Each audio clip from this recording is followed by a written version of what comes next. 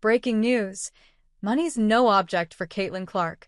Ice Cube's offer that the Indiana Fever star turned down was tripled, without success. For most young athletes, a $15 million contract to play basketball would be impossible to pass up.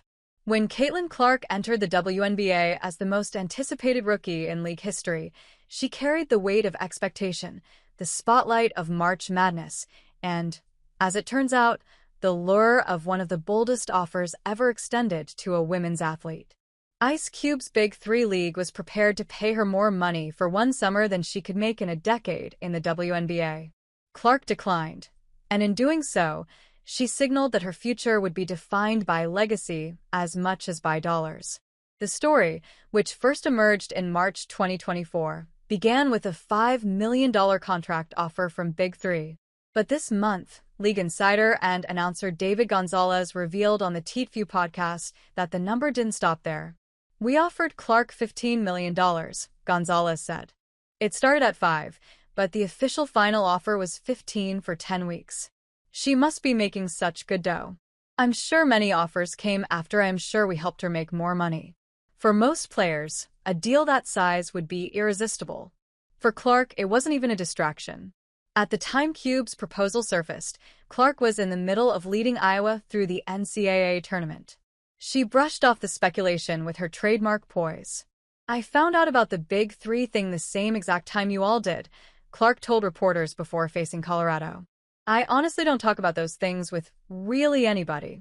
I have other people that deal with it, and they haven't said a word to me about it. My main focus is on this team and helping us find a way to beat Colorado and hopefully win another one after that." She went on to carry the Hawkeyes past Colorado, exact revenge on LSU, and outduel UConn in the Final Four before falling to South Carolina in the national championship.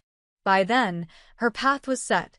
The WNBA's Indiana Fever selected her number 1 overall in the 2024 draft. Big Three co-founder Jeff Quatinetz has long insisted that Clark may never have been fully briefed on what was at stake. Beyond the headline-grabbing salary, he claimed the league was willing to offer equity, merchandise revenue sharing, and a documentary deal with a 7-figure advance. In his view, Clark's agents and the NBA establishment saw the Big Three as a threat and kept her from even considering the package. "We have reason to believe these male agents and executives controlling the sport never even shared our trailblazing offer with Caitlin," Quatinetz said last year. "From our perspective, these representatives don't seem to work for an individual client like Caitlin.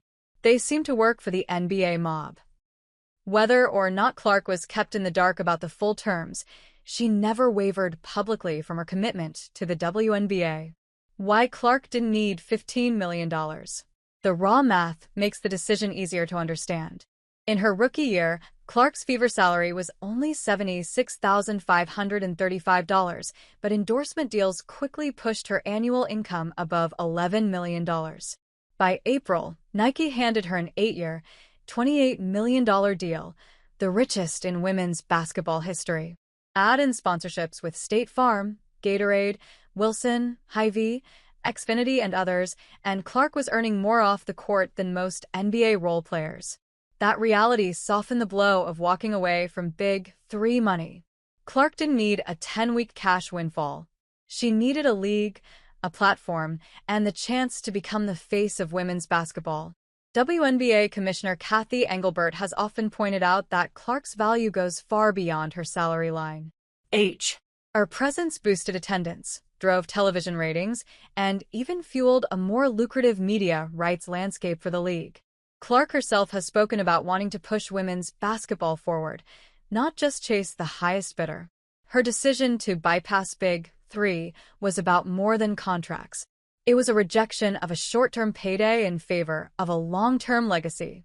She chose to step into the same arena as legends like Lisa Leslie, Sue Bird, and Diana Taurasi, and then redefine what the next generation of WNBA stardom could look like.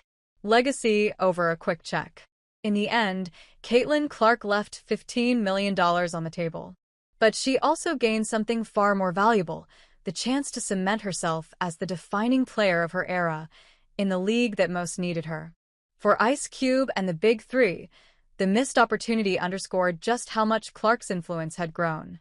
For Clark, it was confirmation that money isn't always the most important factor in shaping a career.